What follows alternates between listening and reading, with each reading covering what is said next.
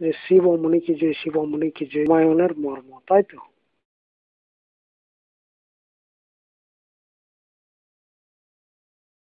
রামায়ণ যে সময়ে হয়েছে ওই সময় পর্যন্ত মুনি সমাজের সিদ্ধান্ত বা মুনিদের আত্মবাদের সর্বথা লোপ হয়েছিল না, আর না মজহবের ভারতীয় সংস্কৃতির ওপর এত প্রভাব পড়েছিল। মজহব আর মজহবে ঈশ্বরের প্রভাব জনতার মস্তিষ্কের উপর ভারতে মুসলমানের আসার পরেই পড়েছে। মজহব আর মজহবী ঈশ্বর বা খোদার প্রভাব ভারতীয় জনতার মস্তিষ্কে মুসলমানের আগমনের পরেই পড়তে শুরু হয়েছে। মুসলমানের আসাতেই ধীরে ধীরে মজহবী ঈশ্বরের ভয় ভারতীয় অগণের মস্তিষ্কের ভেতরেও প্রবেশ করতে থাকে। মুসলমানের বিশেষ করে এই বাতলেছে যে আত্মা বা এই জীব কিছু নয়, তুচ্ছ আছে, দাস আছে আর গোলাম আছে। প্রভু স্বামী আর সবার কর্তা ধর্তা মজহবী ঈশ্বর আছে। তার প্রসন্নতা মানুষকে দুঃখ ও দুর্যোগ থেকে বাঁচাতে পারে। অতএব মজহবী ঈশ্বরের খোসামধ্যে স্তুতি ও প্রার্থনা আদি করে মানুষ নিজ জীবন সুখী বানাতে পারে, যা এক বহুতই ব্যর্থ কথা ছিল। কিন্তু মুসলমানের আতঙ্কপূর্ণ প্রভাব ধীরে ধীরে মস্তিষ্কের উপরেও ঈশ্বরের প্রভাব ফেলে দিল, আর ভারতীয় হৃদয় ও মস্তিষ্ক নিজেকে মজহবী ঈশ্বরের দাস ও গোলাম বুঝতে লাগলো। কিন্তু মুসলমানের প্রভাবের আগে ভারতে মজহব ও মজহব ঈশ্বরের সন্ধানও ছিল না। মজহবেই এই বাতলেছে যে যখন মালিক, প্রভু ও স্বামী মজহবী ভগবান আছে আর যা কিছু হবে তার করাতে হবে, তো কোনো প্রণাম করা বা অপরের সামনে মাথা ঝোঁকা ব্যর্থ।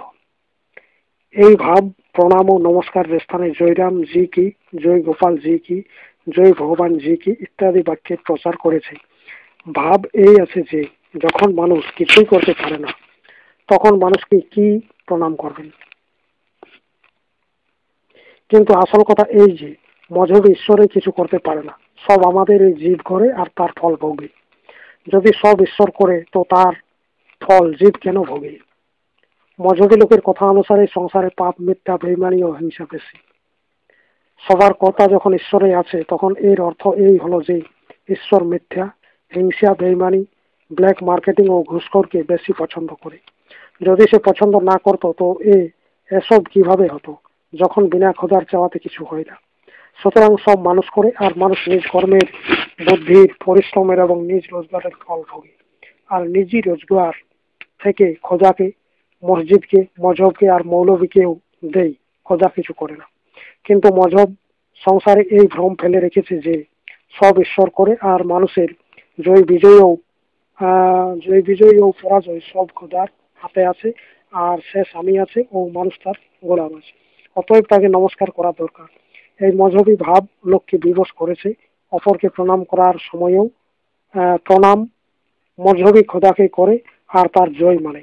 এই মজহবী ভাবকে নিয়ে ভারতীয় ভারতীয় পরস্পর মিললে জয়রাম জি কি, জয় গোপাল জি কি আর জয় শিব কি ইত্যাদি বাক্যকে প্রণামের স্থানে বলতে থাকে। কিন্তু আগে ভারতবর্ষে বা ভারতীয়গণের মধ্যে এই কথা ছিল না। ভারতীয় আজকালের মতো কোনো মজহব ঈশ্বরের নামে প্রণাম করতো না। তুলসীকৃত রামায়ণের অযোধ্যাকাণ্ডে আছে যে কহি জয় জীব শীষ তিন হ নায়ে ভূপ সুমঙ্গল বচন শোনায়। অযোধ্যা দোহা 4 চৌপাই হচ্ছে 2। রাজা দশরথ সুমন্ত্রাদিকি নিজ ছোট বড় সেবককে ডাকলেন। তারা এসে জয়জীব বলে বলে মাথা নোয়ালো। রাজাও তোমাদের কল্যাণ হোক এইরূপ মঙ্গল বচন শোনালেন। সকাল হলো কিন্তু এখনো পর্যন্ত রাজা দশরথ জাগেননি। তখন সব লোক সুমন্ত্রকে, রাজা দশরথকে জাগানোর জন্য পাঠালেন। সুমন্ত্র এলেন আর যখন রাজা নিজ ভবনে মিলল না তখন তিনি খুঁজতে গিয়ে সন্ধান করে কৈকেয়ীর ভবনে গেলেন আর রাজার সামনে গিয়ে কহি জয়জি বইটি শিরু নাই দেখি ভূপ গতি গয় ও সুখায়। অযোধ্যাকাণ্ড দোহাই হচ্ছে 37, চৌপাই হচ্ছে 6।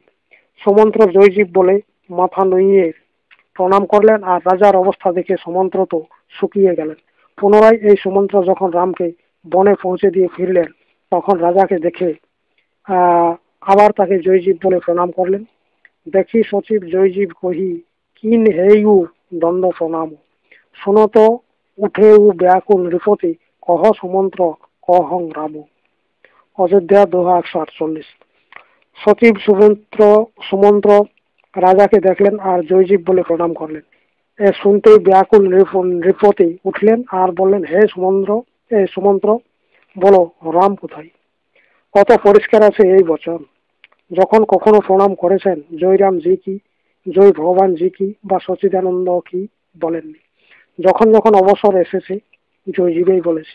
এ থেকে পরিষ্কার মালুম হয় যে ওই সময়ের লোক না মজহবী ছিলেন আর না মজহব কল্পিত কোনো প্রকারের ভগবানকে মেনেছিলেন। জীবেই ওই সময়ের লোকের শিব ছিল। ওই সময়ের প্রত্যক্ষ দেখেছিলেন যে আমার বা আমাদের শরীরের কল্যাণ ততক্ষণ আছে যতক্ষণ আছে আহ কল্যাণ ততক্ষণ আছে যতক্ষণ জীব আছে। জীবের জন্য সবকিছু আছে। ভারতীয় যা কিছু করেছিলেন নিজ জীবনকে প্রসন্ন করতে বা সুখী বানানোর জন্য করেছিলেন, কোনো ধরনের কোনো মজহবী ভগবানকে প্রসন্ন করার জন্য নয়।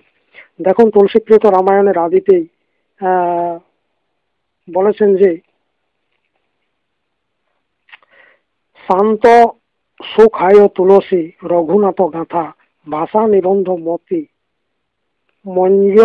মঞ্জুল মাতনেতি।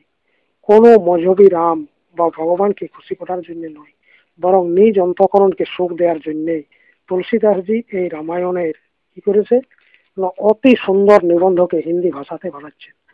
আজকালের ভক্তগণ তো বলেন যে আমরা মজহবী ঈশ্বরকে প্রসন্ন করার জন্য এই নিবন্ধ বানাচ্ছি।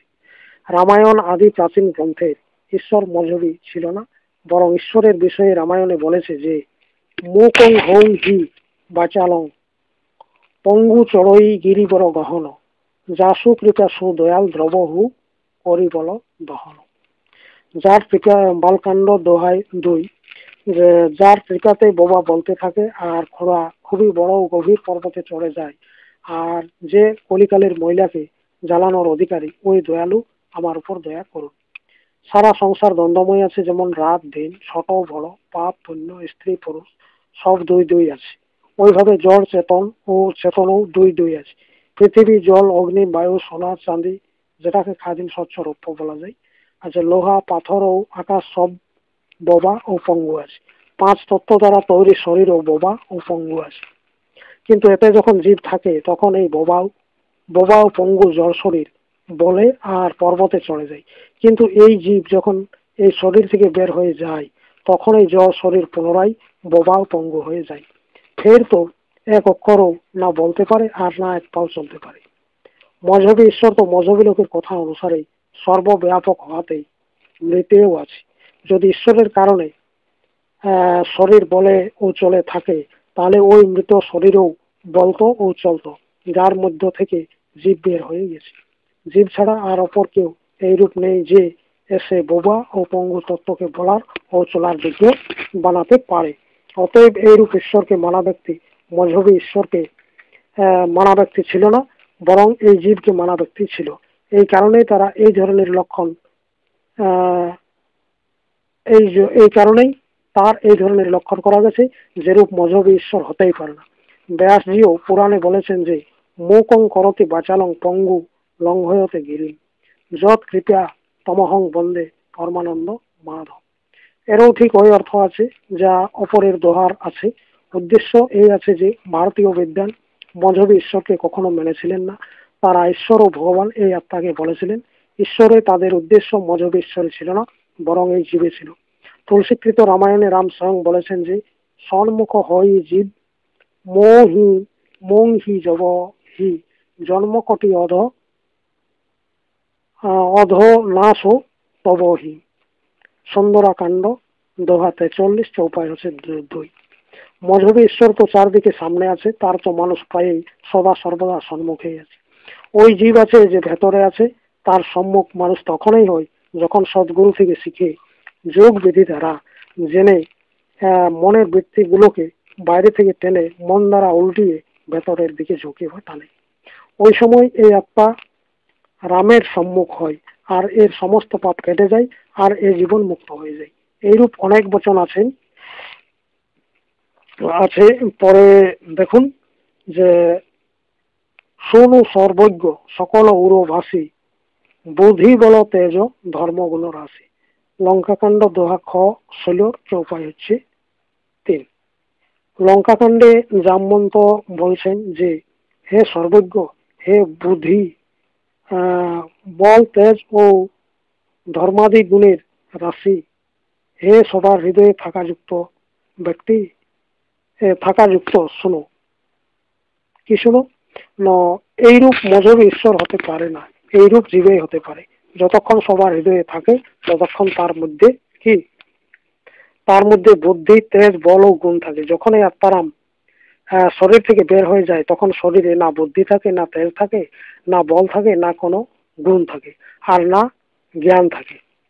মজব ঈশ্বর তো মজবী লোকের কথা অনুসারে সর্বব্যাপক আছে, সব জায়গায় থাকে। তাকে উর্ববাসী কেন বলা যাবে? যে সর্বব্যাপক আছে তাকে কলকাতা বা বোম্বাই নিবাসী কেন বলা যাবে? গোরক্ষপুরে থাকা ব্যক্তিকে গোরক্ষপুরী, আর বেনারসে থাকা ব্যক্তিকে বেনারসি বলা যাবে। চীনে থাকা ব্যক্তিকে চিনি, আর রুশে থাকা ব্যক্তিকে রুশি বলা যাবে। এভাবে উরবাসী তো জীবেই আছে, আত্মারামে উরবাসী আছে। মজহবী ঈশ্বর যে সর্বব্যাপক আছে উরবাসী বলা যেতে পারে না। কোনো জীব ইঞ্জিনিয়ারিং জানে তো কেউ ক্ষেতের কাম জানে, কেউ ইংরেজি জানে তো কেউ সংস্কৃত জানে, কেউ জার্মান ভাষা জানে তো কেউ রুশি ভাষা জানে। এভাবে সমষ্টি রূপে আত্মায় সর্বজ্ঞ আছে। এক আমাকে প্রশ্ন করলো যে জীবের মধ্যে সর্বগুণ কোথায়? আমি বললাম সর্বগুণ আত্মাতেই আছে। ঈশ্বরের মধ্যে তো ধর্ম করার গুণ আছে কিন্তু পাপ করার নেই। চুরি, জালসাজি ও বেইমানি করার গুণ ঈশ্বরে কোথায়? যাকে সে কখনো করেই নেই তাকে চোর কি রূপে বলা যায়? কিন্তু জীব তো চোরও আছে আর সাধুও আছে। সুতরাং জীবেই সব গুণের রাশি বা সমূহ আছে, ঈশ্বর নেই। আবার সব উরবাসী, ব্রহ্ম নিরীহ, বিরজ, অবিনাশী। উত্তর 72 খ, চৌপাই হচ্ছে 7। অর্থাৎ হচ্ছে কি যে প্রভু প্রকৃতির পার, সবার হৃদয়ে থাকা যুক্ত, বাইরের প্রকৃতির পার তো মিলবে না। কেননা বাইরের চারদিকে অনন্ত দিক